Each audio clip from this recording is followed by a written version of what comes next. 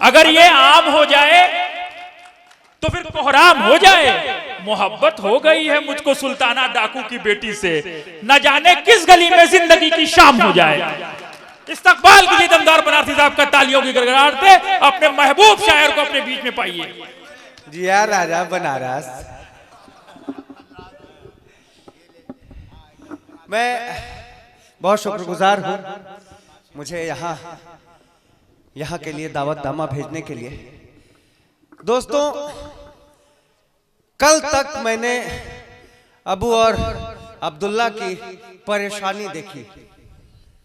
जितना इन्होंने इस मुशायरे को सजाने के लिए परेशानी उठाई है, उतने में अगर कोई और शख्स रहता तो वो छोड़ देता कि भाड़ में जाए मुशायरा, हमें इतना नहीं झेलना है। लेकिन इन लोगों ने इतना झेलने के बावजूद हिम्मत नहीं हारी है, इसलिए इनके जज्बे को सलाम करता हूं मैं। एक बार जोरदार तालियां इन दो नौजवानों के लिए उठे आपकी।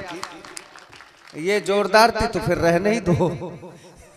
ठंडी का सीजन तो जरूर है। मैं देखो, ताली बजाने से क्या है, हाथ में गर्मी आएगी तो अपने आप माहौल में आ जाएंगे। अब्दुल्ला ने कहा कि दमदार बनारसी है, कोने कोने में जाते हैं। भाई मैं कहीं कोने में नहीं जाता, ये गलत बात है। पहले मैं सफाई दे लेता हूं। दोस्तों, आप देखे हो वो गन्ने का रस पिलाने वाला पहली बार गन्ना डालता है, रस निकलता है, दूसरी बार डालता है, तीसरी बार डालता है, रस निकलना जब बंद हो जाता है तो उसको मोड़ के डालता है। जो बचा खुचा रहता है वो भी निकल जाता है। तो अभी जितने शायर हैं उन्होंने आप लोगों को मोड़ मार के कुल रस निकाल लिया है। मेरे हिस्से में पता नहीं क्या आएगा, लेकिन मैं कोशिश करूंगा जब लास्ट में वो नींबुआ फंसा करके रस निकाल ले। मैं कोशिश करने जा रहा हूं और मैं देखना चाहता हूं मुझे कितनी देर पढ़नी है, यहाँ पर कितनी देर तक खड़ा रहना है। ये मैं 4 मिसरे दे करके, मैं जानता हूं ये बनारस है, बनारस है, ये नजीर बनारसी का बनारस है, ये हकीम बनारसी का बनारस है, चकाचक बनारसी का बनारस है, ये सांड बनारसी का बनारस है। तो ये बनारस जिंदा दिलों का शहर है, जिंदा दिलों। उसमें भी पीली कोठी, अरे बाप रे बाप। एक बार मैं ट्रेवल कर रहा था, रास्ते में एक शख्स मिला तो उसने पूछा कि भाई साहब क्या करते हो? मैंने कहा मैं शायर हूं। आदाब। मैंने पूछा आप क्या करते हो? कहा मैं बहरा हूं। उसके बगल वाले आदमी बैठा था, मैंने उससे पूछ लिया भैया क्या करते हो? कहा कुछ नहीं, बम वम फोड़ता रहता हूं शहर में।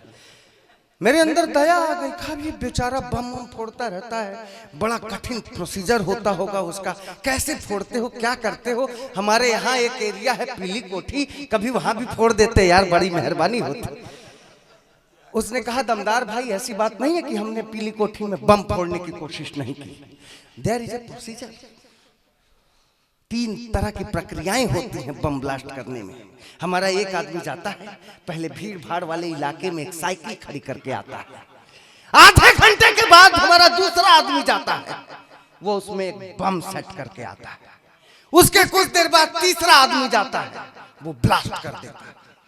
पीली कोठी में हमने जब जब बम फोड़ने की प्रक्रिया को अंजाम देना चाहा, हमारा आदमी गया, साइकिल खड़ी करके आया, आधे घंटे बाद साइकिल ही गायब हो गई। भाई साहब कैसे फोड़े? एक प्रोसीजर होता है भाई साहब, एक प्रक्रिया होती है। मैं जानता हूं मैं नींबू फंसाने की कोशिश कर रहा हूं। दोस्तों, आप जिंदा दिल लोग हैं, आपके सामने यहां खड़ा होकर के कुछ भी कहना बड़े हिम्मत का काम है। मैं जानता हूं बहुत लोगों के मुंह में रजनीगंधा है, वो दाद नहीं दे पा रहे, वाह वाह नहीं कर पा रहे।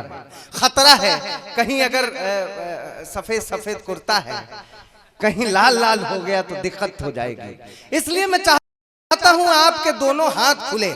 मैं 4 मिसरे देना चाहता हूं और चार मिसरे जो मेरे मन की हसरत है, जो अब्दुल्ला भाई के दिल की हसरत है, जो अबू हाशमी की तमन्ना है, वो मैं देना चाहता हूं और देखना चाहता हूं कि आप लोग किस तरह से सुनना चाहेंगे, मुझे कितनी मोहब्बत से नवाजेंगे। दोनों हाथ ऊपर उठा करके आपकी तालियों की दरख्वास्त करता हूं, पढ़ने की कोशिश करता हूं, हिम्मत करता हूं, इस ठंडी के मौसम में आपको जगाने की कोशिश करता हूं। सुनिएगा कि जब भी हो नामो निशान खाके चमन के वास्ते, जब भी हो नामो निशान खाके चमन के वास्ते, हर कदम अपना बढ़े प्यारे वतन के वास्ते, उस सरफरोशी हो मेरी हिंदुस्तान की शान में, एक तिरंगा मिल सके मुझको कफन के वास्ते। सरफरोशी हो मेरी हिंदुस्तान की शान में, एक तिरंगा मिल सके मुझको कफन के वास्ते। बहुत शुक्रिया, आपने मेरी लाज रख ली। मैं इस तरह की बहुत अच्छी अच्छी शायरी कर सकता हूं, लेकिन करूंगा नहीं। मैं तो नौजवानों के लिए आया हूं, सुनना चार मिसरे और देने की कोशिश करता हूं, इसी हौसले के साथ सुन लेना। न गमों का यह सिलसिला होता, नौजवानों आप लोगों की नजर करता हूं, न गमों का यह सिलसिला होता, काश ये दिल नास ना होता। हुजूर नौजवान भाई, वाह वाह, नगमों का ये सिलसिला। डॉक्टर साहब बैठे हुए, डॉक्टर शाद नसीकी साहब, बहुत अच्छे डॉक्टर। अभी जब कोरोना काल में वैक्सीनेशन का दौर चल रहा था, तो मैं इनके यहाँ गया था मिर्जापुर में। इन्होंने जो बातें बताई, मुझे कविता लिखने का प्लॉट मिला। मैंने चार मिसरे वहां से उठाने की कोशिश की। मैंने कहा कि कैसी बीत रही है गुरु? तो इन्होंने कहा कि मत पूछो दमदार भाई, बड़ा अच्छा लग रहा है, ऐसे ऐसे लोगों को भी वैक्सीन ठोकने का मौका मिल रहा है जो बहुत सालों बाद दिखाई दी। तो वहां से मैंने चार मिसरे उठाई। मैं डॉक्टर शाद मिसरे के साहब की नजर करता हूं कि एक पैरासीटामॉल डिस्पिरिन के लिए, एक पैरासीटामॉल डिस्पिरिन के लिए, कोविड में पल्स भाप की मशीन के लिए, जिस डॉक्टर का प्यार वो ठुकराई थी कभी, उसके ही पास आई है वैक्सीन के।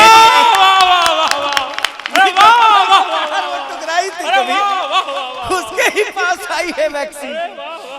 नौजवानों में पढ़ रहा था कि मुझे बड़ा अच्छा लग रहा है, आप लोग इतनी ठंडी में भी, भाई हम तो आए हैं लिफाफा मिलेगा, आप क्यों बैठे इतनी ठंडी में? बात समझ में नहीं आ रही। फिर भी मैं पढ़ता हूं कि न गमों का ये सिलसिला होता, काश ये दिल ना आसना होता। न गमों का ये सिलसिला होता, काश ये दिल ना आसना होता। वो अगर बेवफा नहीं होती, मैं भी शायर कहां बना होता। वो अगर बेवफा नहीं होती, मैं भी शायर कहां बना होता। दोस्तों, बनारस की नुमाइंदगी करने का मौका मिलता है, बड़े बड़े चैनलों से फोन आता है। वो चैनलों के कार्यक्रम कुछ ऐसे होते हैं कि वो एक दिन पहले टॉपिक देते हैं, उस टॉपिक पे कविता करनी होती है। पिछले दिनों जब एक बड़े चैनल से फोन आया, उनने कहा कि दमदार भाई रुपया गिर रहा है, देश में आर्थिक मंदी है, इस पर आपको शायरी करनी है। मैंने कहा कर दूंगा, कोई दिक्कत नहीं। 10 मिनट बाद चैनल से कॉल बैक आया, दमदार भाई रुपया गिर रहा है, इस पर तो लिखना है। आप मोदी जी के संसदीय क्षेत्र से आते हैं, जरा ख्याल रखिएगा कि बात मोदी जी के खिलाफ में न जाए। हंसने की बात नहीं मैंने जवाब दिया भाई। मैंने कहा रुपया गिर रहा है, इसमें मोदी जी की क्या गलती है भाई? रुपये की गलती है, वो गिरा क्यों? मोदी जी की कोई गलती नहीं है। मैं सीना ठोक के बताता हूँ, मोदी जी की कोई गलती नहीं, रुपये की गलती, वो गिरा क्यों? मैंने जवाब देने की कोशिश की। मैंने कहा 56 की उम्र में रहीम राम गिर पड़े, हनीप्रीत जानती है इश्क का फितूर है। सिर्फ वाह से काम नहीं चलेगा। मैं कसम खा के बता रहा हूँ, इस समय बजाई हुई आपकी एक एक ताली मेरे लिए ठीक वैसा ही काम करेगी जैसा बाबा के लिए हनीप्रीत किया करती थी। हाँ, ये ऐसे ठीक रहेगा। मैंने कहा 56 की उम्र में रहीम राम गिर पड़े, हनीप्रीत जानती है इश्क का फितूर है। एनडी तिवारी का तो डीएनए टेस्ट याद होगा, गिरे थे 86 में, ये किस्सा मशहूर है। 60 रामपाल और 72 में आसाराम, गिरने की सूची हमें ज्ञात तो जरूर है, और बड़े बड़ों को भी हम पाते हैं गिरा हुआ है। रुपया गिरा तो मोदी जी का क्या कसूर है? तंज है, वाह वाह वाह वाह। इसमें गुरु मोदी जी क्या कर सकते हैं? देखिए मोदी जी जब से सांसद बने, मैं झूठ बोलूं तो आपकी कसम, मैं झूठ नहीं बोलता, मोदी जी जब से सांसद हुए बनारस की स्थिति सुधरी है कि नहीं सुधरी है? बहुत सुधरी है ना। पहले ट्रैफिक सिग्नल लगा होता था, लाल बत्ती हरी बत्ती जलती थी, कोई भी निकल जाए कोई फर्क नहीं पड़ता था। आजकल नहीं भी जलती है, कोई निकल जाए तो चालान कट जाता है। मैंने लिखने की कोशिश की, सड़क में गड्ढे हैं या गड्ढों में सड़क प्यारे, इन पे चलो तो मिर्गी उपाट देती। हेलमेट, लाइसेंस या हो प्रदूषण कार्ड, हर चीज होने पर भी ये छांट देते हैं। सरकारी तंत्र तो है कमियों से भरा हुआ, खामियां बताता हूं तो मुझे डांट देते हैं, किंतु कोई कमी दिख जाए इन्हें जनता में, पुलिस वाले भक्क से चालान काट देते हैं। वो बिल्कुल देरी नहीं करते साहब। मैं बता रहा हूं, मैं घर से मोटरसाइकिल अपनी लेकर के निकला, रथ यात्रा चौराहे, मैं बड़ी गैबी पे रहता हूं, रथ यात्रा चौराहे पर जैसे ही पहुंचा, ट्रैफिक हवलदार ने रोक दिया, कहा तुमने हेलमेट नहीं लगाया, तकरीबन 2000। नंबर प्लेट भी तुम्हारा वो वाला नहीं है जो नया वाला लागू हुआ है, इसके भी 3500 कुल मिला के होंगे। कहा लाइसेंस दिखाओ, मैंने कहा गुरु घर पे भूल गए। बस 7500 रुपए का चालान बनाया भाई साहब उसने। मैंने कोशिश की कि गुरु कुछ ले दे के सलट जाता मामला, तो हम बड़ी गरीब आदमी है, शायर है। जब मैंने कहा मैं शायर हूं तब उसको दया आ गई, उसने 500 रुपया लिया मुझसे और मुझे छोड़ दिया। मैंने कहा ठीक है। मेरे मन में एक ख्याल आया कि यार यहाँ तो मैंने दे दिया है पैसा, अगले चौराहे पे किसी ने रोक दिया तब क्या करूंगा? तो मैंने कहा भाई साहब यहाँ तो तुमने 500 रुपए ले लिए, अगले चौराहे पे किसी ने रोक दिया तो क्या करूंगा? कहा कुछ नहीं भाई, कह देना तोता। भाई मेरे बात समझ में नहीं आई, ये तोता का क्या मतलब है? खैर मैंने उसकी बात मान करके अपनी गाड़ी आगे बढ़ाई। रथ यात्रा से सिगरा की तरफ बढ़ रहा था मैं। सिगरा चौराहे पर जैसे ही साजन सिनेमा के पास पहुंचा, दूसरे ट्रैफिक हवलदार ने रोका तो मुझे पहले वाले का दिया हुआ मंत्र याद आ गया। मैंने कहा तोता, उसने कहा उड़ जा। बात मेरे समझ में नहीं आई, मैं गाड़ी आगे बढ़ा ली मैंने भाई साहब, मलदहिया चौराहे पर आ गया, फिर ट्रैफिक हवलदार ने रोका। फिर मैंने सोचा वो गुरु मंत्र यहाँ काम करेगा क्या? मैंने कहा तोता, उसने कहा उड़ जा। मुझे इतनी खुशी हुई, मुझे लगा ये एक बहुत बढ़िया मंत्र है। मैंने तोता तोता बैठ के पहले 15 मिनट तक याद किया, उसके बाद पूरे शहर में घूमा हूं बिना हेलमेट के, किसी ने गाड़ी नहीं रोकी, जो रोकता था कह देता था तोता, कहता था उड़ जा। मतलब मेरे पास इतना बढ़िया यंत्र आ गया था, आप समझ रहे हो भाई साहब? मिसाइल किसी ने, कोई मजाल है कोई साला चालान काट दे। अगले दिन भी मैं उसी फुर्ती से निकला विदाउट हेलमेट। तोता याद ही है, क्या करना है, कोई रोकेगा तो बोल देना। उसी रथ यात्रा चौराहे पे वही ट्रैफिक हवलदार मिल गया। मैंने कहा तोता, उसने ऐसे देखा घूर करके। मैंने कहा यार क्या बात है, मंत्र काम नहीं कर रहा है, सुनाई नहीं दिया इसको। मैंने जोर लगा के कहा तोता, उसने कहा बेटा फंस गया, आज का महीना है।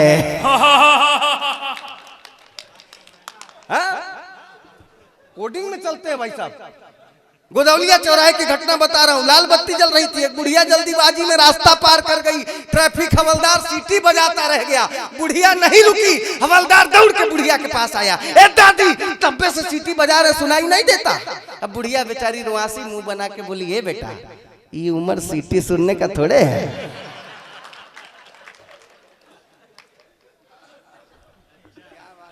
क्या बात है भाई, वाह वाह वाह वाह, दमदार भाई, वाह वाह वाह वाह वाह। शुक्रिया। ये बनारस है, हाथ से पैदा नहीं होता है, हाथ से दिखाई देता है। कोई इसमें बस मजा लेने वाली बात है। मैं बहुत जल्दी खत्म करता हूँ, एक छोटी सी कविता।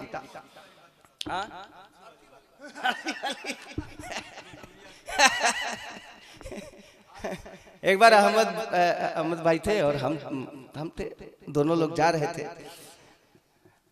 एक कवि सम्मेलन में ही जाना था। मोटरसाइकिल ये चला रहे थे, इनकी स्कूटी है, आप लोगों ने देखा है ना जी, स्कूटी चलाते हैं। मैं पीछे बैठा हुआ था। आप लोग जानते ही हैं मैदागिन पे कितने लोग कहां से लाश लेकर के आते हैं जलाने के लिए, क्योंकि वही मड़कड़ी का घाट है। कुछ लोग अर्थी लेकर के आगे जा रहे थे, पीछे अहमद भाई, उनके पीछे ये लगातार स्कूटी का हॉर्न बजा रहे थे। भाई साहब स्कूटी का ये हॉर्न बजा रहे हैं, स्कूटी का हॉर्न सुन करके आगे जो अर्थी लेकर के लोग जा रहे थे, पीछे वाला जो आदमी था वो अर्थी कंधे पे लिए लिए पीछे पलट के इनसे बोला, का गुरु ऐसे पहले जाइबा का?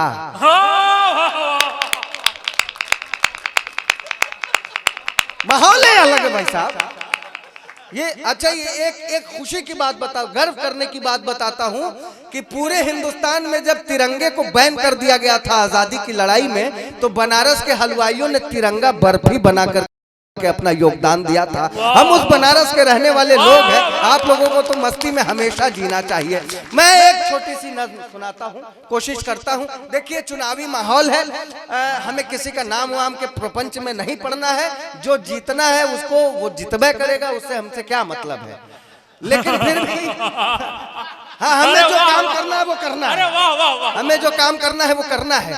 तो मैं कोशिश करता हूँ एक आप लोगों के सामने, आप भाई साहब आपका टेस्ट, आपके टेस्ट को दाद देनी पड़ेगी भाई साहब। मैं नमस्कार करता हूँ आपको। नहीं आप देखिए, पूनम श्रीवास्तव जी को तुरंत आकर के पैसे दिए। ये बहुत अच्छी बात है। इन्होंने ये कविता भी पढ़ी कि आज से नाम अपना पूनम रख लिया। वो रख लिया, अब रखा गया, बदल नहीं सकता भाई साहब, कोई नहीं बदल सकता, कोई माइकल लाल नहीं बदल सकता। सुनिएगा कि एक नेता ने दूसरे नेता पर जैसे ही गधा होने का आरोप लगाया। सुनेगा गुरु, एक नेता ने दूसरे नेता पर जैसे ही गधा होने का आरोप लगाया, सारे गधों को एक साथ क्रोध आया। एक नेता ने दूसरे नेता पर जैसे ही गधा होने का आरोप लगाया, सारे गधों को एक साथ क्रोध आया। गधों के सरदार ने सिर उठाकर समझाया, ढैचो ढैचो ढैचो। मैं जो अगली बात कहने जा रहा हूं वो सिर्फ और सिर्फ समझदारों के लिए है। आजकल संसद में जो कुछ हो रहा है, हिंदुस्तान में जो कुछ हो रहा है, लगे कि आप बात को पकड़ पा रहे हैं तब दाद देना, वरना मत देना। एक नेता ने दूसरे नेता पर जैसे ही गधा होने का आरोप लगाया, सारे गधों को एक साथ क्रोध आया। गधों के सरदार ने सिर उठाकर समझाया, ढैचो ढैचो ढैचो। लोकतंत्र की गरिमा को सस्ती लोकप्रियता के बदले मत बेचो। वाह वाह वाह वाह, क्या शायरी। गधों के सरदार ने सिर उठाकर समझाया, ढैचो ढैचो ढैचो। लोकतंत्र की गरिमा को सस्ती लोकप्रियता के बदले मत बेचो। अरे हम गधे जरूर हैं, हम गधे जरूर हैं, लेकिन भाषावाद, संप्रदायवाद, ये लोग इतने अच्छे श्रोता है ना कि गंभीर बातों को भी, संजीदा शेर को भी बहुत अच्छे से समझ रहे हैं। ये मैं एक बात कहना चाहता हूँ, इस नज्म को मैंने जहां जहां भी सुनाया है, इतनी दाद मुझे कहीं नहीं मिली है। इसलिए मैं दिल से सलाम करता हूँ आप लोगों को, मुझे बहुत खुशी हो रही है।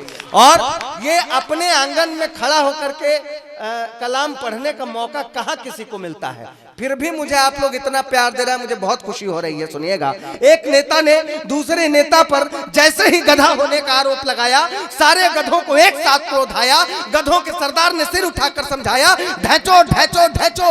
लोकतंत्र की गरिमा को सस्ती लोकप्रियता के बदले मत बेचो। अरे हम गधे जरूर हैं, हम गधे जरूर हैं, लेकिन भाषावाद, क्षेत्रवाद, संप्रदायवाद और दंगे फसाद से कोसों दूर है। हम गधे जरूर हैं, लेकिन भाषावाद, क्षेत्रवाद, संप्रदायवाद और दंगे फसाद से कोसों दूर है। कृपा करके हमें राजनीति में न घसीटे, लोकतंत्र की पवित्र सरिता को निर्मल बहने दें। आदमी को आदमी और गधों को गधा रहने दें। आदमी को आदमी और गधों को गधा। वाह वाह वाह वाह वाह वाह। आदमी को आदमी और गधों को गधा। वाह वाह वाह वाह वाह वाह। दो माला पहनाई आकिब जावेद साहब। आकिब जावेद दो माला पहनाई। आकिब जावेद माला दो दमदार भाई को। वाह वाह वाह वाह वाह। जिंदाबाद जिंदाबाद, दमदार बनारसी जिंदाबाद। हम लोगों के जुनून का नाम दमदार बनारसी है। मैं बहुत शुक्रगुजार हूं आकिब जावेद भाई का। दोस्तों, लोगों ने कहा कि एक कौम जो सिर्फ लड़ना जानती है, सिर्फ लड़ाई करती है। मुझे क्रोध आता है, मैं अगर ये कहूं कि किसी एक शख्स को देश से बाहर निकाल दो तो दूसरा लड़ेगा, निश्चित लड़ेगा, आपस में लड़ेगा, क्योंकि लड़ना हमारे जीन में है। जब मानव का पृथ्वी पर विकास हुआ तब से हम लड़ रहे हैं। यहाँ हिंदू मुस्लिम वहाँ था ही नहीं उस समय। बताइए आप हिंदू मुस्लिम का कोई भी एक अंश आप लोगों को बता दीजिए। मैं जब ये बात उठाई गई कि लड़ना एक बिरादरी का काम है, एक कौम का काम है, तो मैंने 4 मिसरे पढ़ने की कोशिश की और मैं जानता हूं कि ये पीली कोठी के लोग किस तरह से सुनेंगे। सुनिएगा, मैंने कहा चैनो अमन की राह में हर काम का दुश्मन।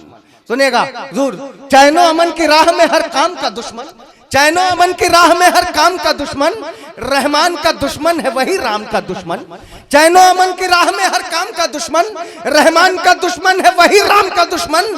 मुद्दा गलत बता के लड़ाया गया हमें, वरना यहाँ पे कौन है इस्लाम का दुश्मन। मुद्दा गलत बता के लड़ाया गया, वरना यहाँ पे कौन है इस्लाम का दुश्मन। यहाँ पर दुश्मनी नहीं चलती हुजूर। ये वो बनारस है जहाँ हकीम बनारसी ने कहा आड़े तिरछे चले गए, कभी आड़े चले गए, झाड़ू से शेरवानी को झाड़े चले गए। 2 दिन की जिंदगी में क्या हिंदू क्या मुसलमान, जुम्मन मियाँ से कह के ये पाड़े चले गए। ये मैं हकीम बनारसी साहब को इस पवित्र मन से खराज अकीदत पेश करता हूँ। फिर मैं पढ़ने की कोशिश करता हूँ। आइए आप लोगों को उसी दुनिया में ले चलूं दोबारा। ये नौजवान बहुत साथ दे रहे हैं, मुझे बहुत खुशी हो रही है। दोस्तों एक छोटी सी नज़्म और उसके बाद अपना स्थान लेता हूँ। स्वागत सुनना भाई, बहुत अच्छा लगता है। और अपना नाजिम, हाँ इसका तो जवाब ही नहीं है। और ये बड़ा उल्टे सीधे सवाल लेख लोगों से पूछता है, 2 लोग, इसके जहन में सिर्फ सवालात ही सवालात हैं, सिवाय सवालात के कुछ नहीं है। ये जब आ रहा था दिल्ली से, एक बार कोई काम से गया था, दिल्ली से जब लौट कर बनारस आ रहा था तो शिवगंगा ट्रेन थी शायद, शिवगंगा में टीटी को रोक करके बोलता है हुजूर बड़ी काम हो रही है सरकार आपकी, बहुत काम कर रही है भाई साहब, रेलवे का इतना विकास, अरे बाप रे बाप, बहुत अच्छा, सब कुछ ठीक है, लेकिन यार वो जो बाथरूम में मग्गा बंधा है चैन से, अबे कम से कम वो की लंबाई इतनी तो कर दो कि मकाम तक पहुंच सके। ये सवालात का खजाना है। लेकिन उस दिन भाई साहब जो टीटी था उसने गजब का जवाब दिया। और टीटी का जवाब अगर आप लोगों तक पहुंचे तो जोरदार तालियां बजाना अब्दुल्ला भाई के लिए। इसने कहा यार उस मग्गे से बंधे हुए चैन की लंबाई इतनी तो कर दो कि मकाम तक पहुंच सके।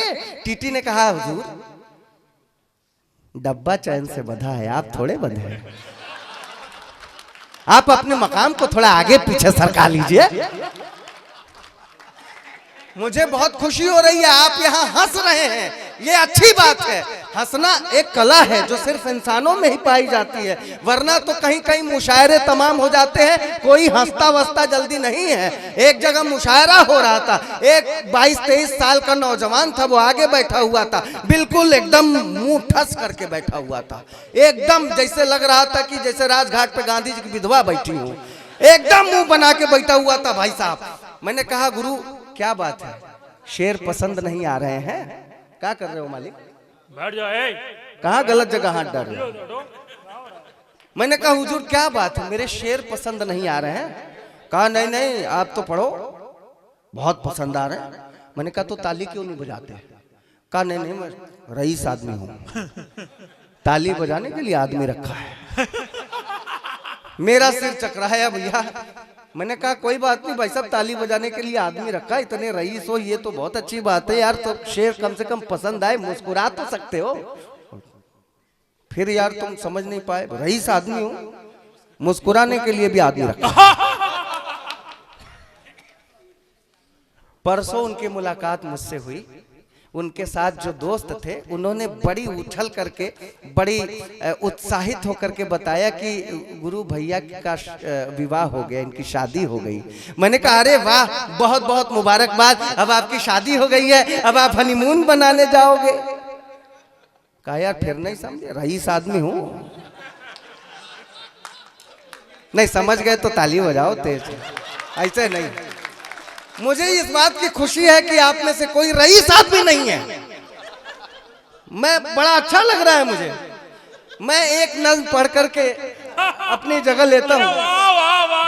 शुक्रिया। जोरदार तालियां दमदार बनारसी के लिए भाई, वाह वाह। एक नज्म पढ़ के मैं अपनी जगह लेता हूं कि एक रात ख्वाब देख के ये डर गया था मैं, एक रात ख्वाब देख के ये डर गया था मैं, घर वाले सभी रो रहे थे मर गया था मैं। वाह। एक रात ख्वाब देख के ये डर गया था मैं, घर वाले सभी रो रहे थे मर गया था मैं, जब रूह मेरी जिस्म मेरा छोड़ चली थी, क्या जाने कि जन्नत या जहन्नम की गली थी। कुछ थे फरिश्ते और कुछ हैवान खड़े थे, मरहूम बिना जिस्म के इंसान खड़े थे।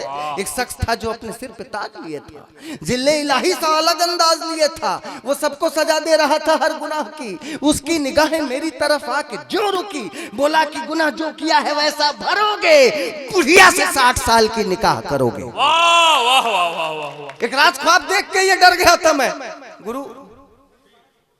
अरे वाह वाह वाह वाह, एक बार ताली हो जाए भाई आपकी जावेद, वाह वाह वाह वाह। आबिद साहब को निकाह वाली बात को ज्यादा ही पसंद है। मैं बहुत अच्छा लगा, मुझे सलाम करता हूँ। क्या गुरु फरवरी में है? हाँ। भाई साहब मैं दुआएं करता हूँ आपके लिए। आप वही घटना करने जा रहे हैं जो मेरे साथ हो चुकी है।